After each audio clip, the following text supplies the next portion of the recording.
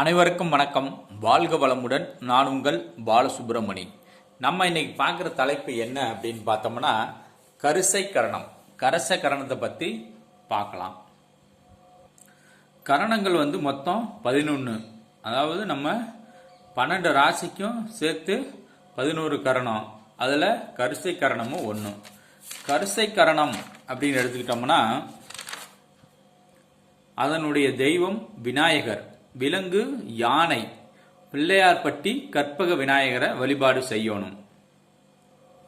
நவகிரகங்களை கரிசை கரணத்துக்கு அதிபதி என்ன அப்படின்னு பார்த்தோம்னா சந்திரன். நீங்க கரிசை கரணத்தில் பிறந்திருக்கிறீங்களா அப்படின்னா என்ன செய்யலாம்? நேரா கரிசை கரணம் வர்ற அன்னைக்கு பிள்ளையார்பட்டிக்கு நேரமே போய் வழிபாடு செய்யுங்க. போய் பெருசாக ஒன்றும் செய்யணும் இல்லை. அபிஷேகம் நடந்ததுன்னா பார்த்துட்டு வாங்க. இல்லைனாலும் தீபம் ஏற்றிட்டு அர்ச்சனை பண்ணிட்டு வாங்க.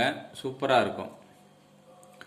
அதே மாதிரி உங்களுடைய லக்கணத்துக்கு நீங்கள் கரிசை கரணமாக இருந்து உங்களுடைய லக்கணத்துக்கு சந்திரன் 6, 8, 12 மறையக்கூடாது.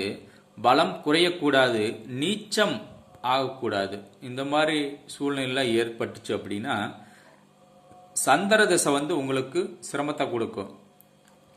சந்திரன் அப்படின்னா தாய்.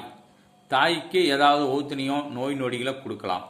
அல்லது உங்களுக்கு மனோகாரகன் சந்திரன். அப்போ மன உளைச்சல், அதாவது ஒரு போல்ட்டா சந்தோஷம் மனநிலை இருக்காது. போல்ட்டா எதையும் துணிஞ்சு செய்ய முடியாது.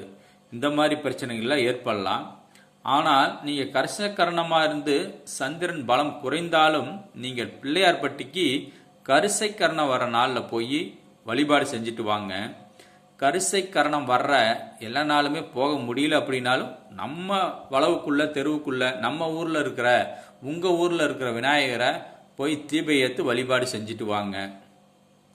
பிள்ளையாருக்கு பச்சரிசி மாவு வைத்து வழிபாடு செய்வது மிகச்சிறப்பு.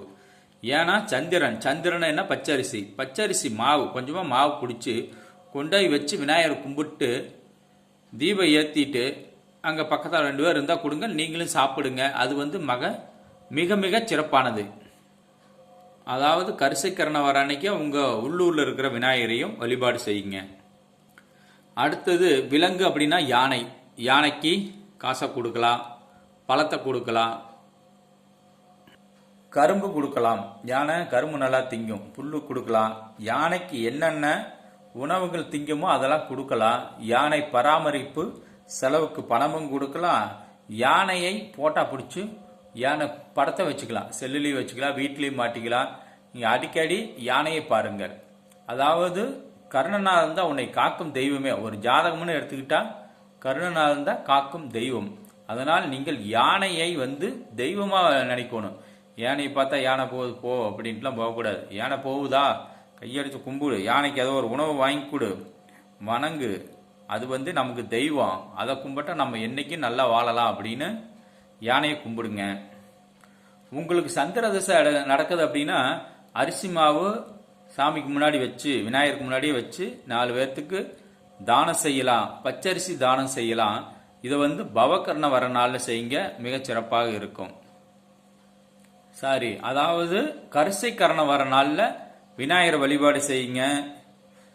விநாயகருக்கு தண்ணி ஊற்றிட்டு வரலாம், தீபம் ஏற்றிட்டு வரலாம். இதெல்லாம் மிக சிறப்பு. மொத்தத்தில் விநாயகரை பிடிச்சிக்குங்க.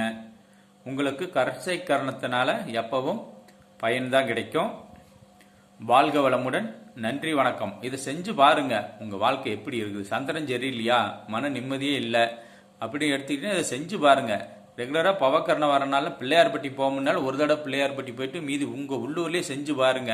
அரிசி மாவு வச்சு விளக்கேற்றிட்டு அரிசி மாவு வச்சு சாமி கும்பிட்டு 4 பேர்த்துக்கு புட்டு கொடுத்துட்டு நீங்கள் சாப்பிடலாம். அதனால் ஒன்றும் தப்பு இல்லை. விநாயகர் கும்பிடல செஞ்சு பாருங்க. கட்டாயம் உங்கள் வாழ்க்கையில் மாற்றம் நிகழும். மாற்றம் நிகழ்ந்தால் கொஞ்சம் கொஞ்சமாக வெற்றி அடையலாம். வாழ்க்கையில் சின்ன சின்ன வெற்றி அடைஞ்சு பெரிய வெற்றிக்கு போகலாம். ஒன்றும் தவறுகள் வராது. இதை செய்யுங்கள். வாழ்க வளமுடன். நன்றி, வணக்கம்.